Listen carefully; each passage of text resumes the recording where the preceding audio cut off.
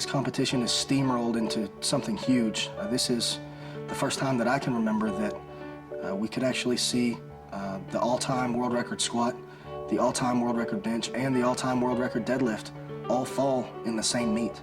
A lot of people don't really know me, and it's not necessarily always intentional, but I think it's protected me a lot. A lot of people see my height as being a challenge and create, obstacles for me, but it did the exact opposite. It is an honor and a privilege to be able to represent Team Animal. There are a lot of big name people that are on this team. Of course, deadlift. I'm known for deadlift. A lot of people look over core strength. They don't give it the attention that they really should. I feel 100% ready to go, so I'm really confident in this competition. I know I'm going to do very well. Things can happen, but overall, on meet day, I'm usually pretty refreshed and ready. Powerlifting has made me a better person and made me who I am. There's been some talk about upping the squat record. I think I'm capable of 900 pounds. I really do. He said, don't do it. It does show discipline to some degree to have to go into the gym and, go through these rigorous training cycles and push your body to levels that some people can't explain. And what's going to happen on that day is I'm going to give you all I got. That's been the best part of this whole experience for me, is humanizing these guys. So many times you see a YouTube clip or you see a picture in a magazine, and that's all they really become, is this larger-than-life person. But when you meet them on the same level, you look them in the face, they're no different. We're all connected, we're all the same.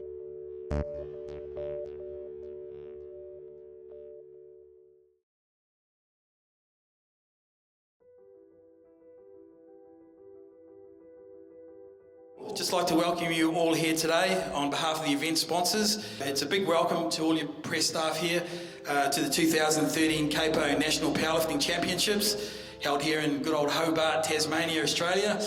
And probably this event over the next couple of days has probably been one of the most anticipated events, not only here in Australia as the National Championships, but right around the world, and predominantly because of the cast that's been assembled here. Probably outside of a world championship, this is arguably the best raw powerlifting brigade ever assembled. It's sent social media a buzz over the last 12 months as this comp's slowly come together. And all eyes are definitely on Hobart, Australia over this next 48 hours. Just being in that lineup is a once-in-a-lifetime thing. It's like, do I even deserve to be up on that lineup? But I'm not gonna let.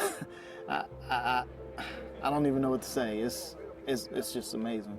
The press conference was cool. I mean, it was definitely something I think none of us have experienced before. We've never had a press conference, so it was pretty cool. And just sitting at the same table with those guys were unreal. I mean, these guys are legends in the powerlifting worlds. I'm extremely excited about the competition. I walked into the venue, the stadium the other day, and it was just magnificent. This is like nothing we have in the States. Whenever we came over here and saw the venue, I got the goosebumps. The electricity started to build inside of me, and each day it's grown, and then each day you'll meet a new competitor that's coming in, and that just elevates everything. I'm a lot more excited about the competition now that I'm here and I've seen how everything's set up, so I'm really looking forward to it on Sunday. It's on such a big scale, as we could see. The platform, the stage is huge. It's like I would compare this to a rock concert where we live. This is what kind of stage we're lifting on. So, but as soon as we saw it yesterday, the stage and the venue, the nervousness kind of went away, because it's like, wow, this is going to be so big.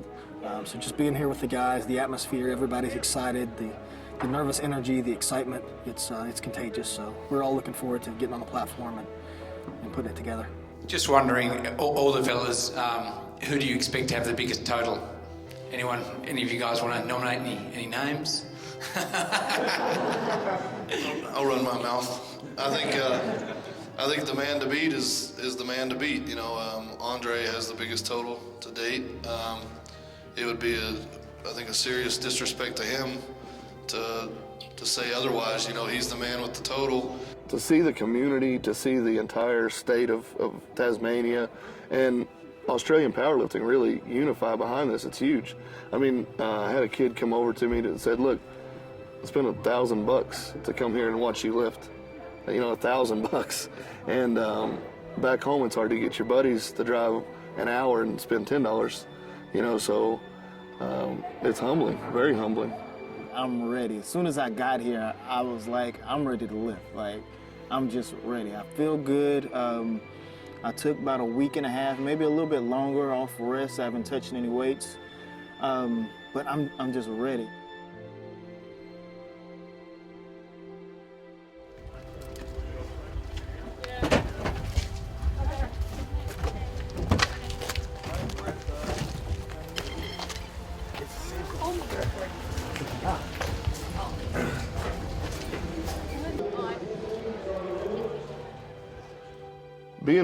Being a lifter from the United States, I think, you know, for a long time, we've been not necessarily disrespected, but misunderstood. I think a lot of times the emphasis in the United States shifted so dramatically to the gear, to multiply gear specifically, that lifters around the world looked at us and didn't understand what we were doing. To me personally, this is a shot to say, we're going to reclaim this. We're going to come back and reclaim our spot in the world as a presence. I've never competed against Russians, and I've never competed in a meet where Russians have been competing even in other weight classes. So I'm looking forward to the chance for some real international competition, to see them live, and hopefully one day go head-to-head with some of them in the 220 or 242 class.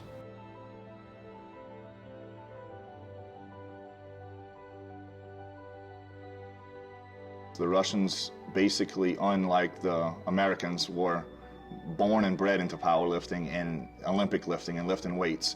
It's not going to be given to anyone, and we can have our work cut out for us as far as competing against these guys.